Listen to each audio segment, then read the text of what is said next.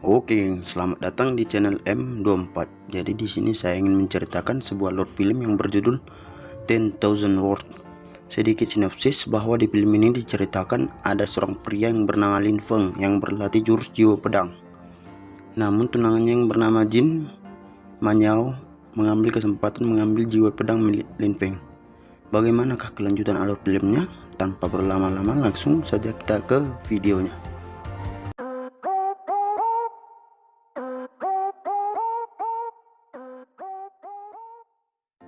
Di awal film kita diperkenalkan pada tokoh utama kita yaitu Lin Feng. Di sini dia didatangi oleh seorang wanita dan sekaligus tunangannya yang bernama Jin Manyao.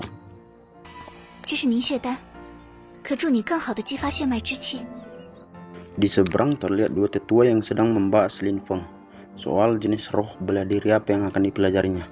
Tetua ini bernama Lin Zhen dari klan Lin atau kita panggil tetua Zen. Di sini dijelaskan bahwa klan Lin mewarisi garis pedang darah leluhur. Namun tetua Zen bilang bahwa Lin Feng harusnya sama dengan ayahnya yang belajar ilmu bela diri pedang tingkat raja, yaitu tingkat ke-7.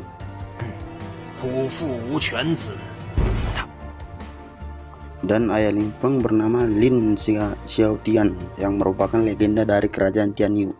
Sedikit penjelasan bahwa klan Lin merupakan salah satu klan tertinggi di kerajaan Tianyu.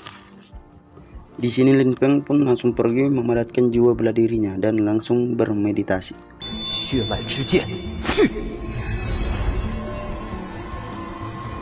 Tingkatan jiwa bela diri dibagi menjadi 7 bagian, yaitu merah sebagai yang paling rendah, jingga, kuning, hijau, cian, biru, dan ungu. Di tahap awal Lin Feng sudah mendapatkan warna cian dan seketika muncul warna ungu, yaitu tingkatan tertinggi yang membuat semua orang terkejut, bahkan dua tetua tersebut.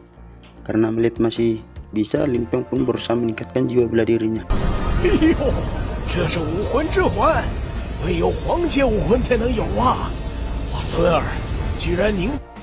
Tak butuh waktu lama, Lin Feng pun berhasil mendapatkan tingkat ke-8, yaitu tingkat jiwa kaisar. Melihat tingkatan jiwa kaisar, para orang-orang bahkan kakek Lin Feng pun sangat bersemangat.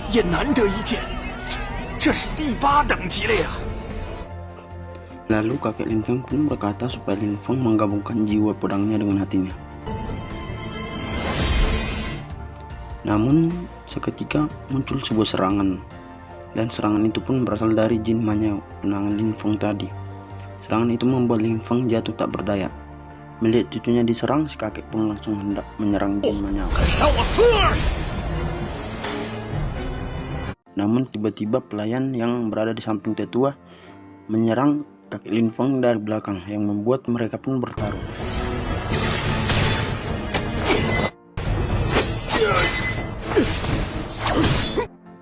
Di sini kakek Lin pun nampak kewalahan dan dia pun diserang habis-habisan.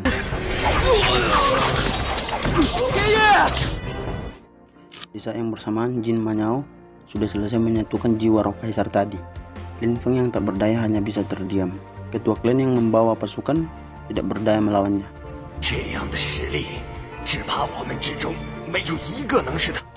Lalu Jin Manyao pun pergi dari situ dengan menggunakan portal dimensi.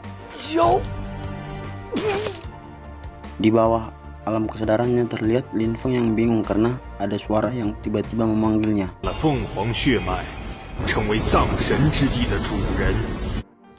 Yang membuat Lin Feng kebingungan.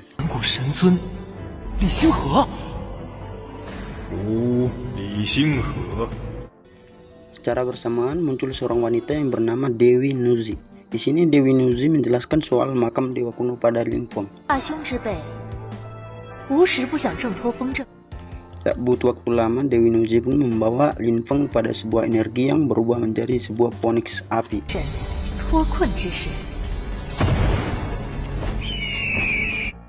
Lalu Dewi Nuzi pun sedikit menjelaskan soal kekuatan makam dewa kuno.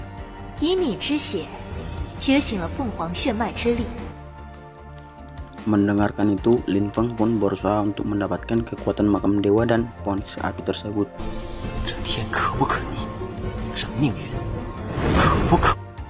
Tak butuh waktu lama, Lin Feng pun berhasil menyelesaikan tahap pertama. Karena tekad yang kuat, dia pun berhasil menyerang si phoenix.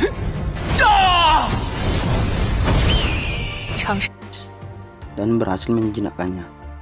Dia pun masuk ke sebuah lorong yang dimana lorong itu mengarah langsung pada tempat pemurnian makam.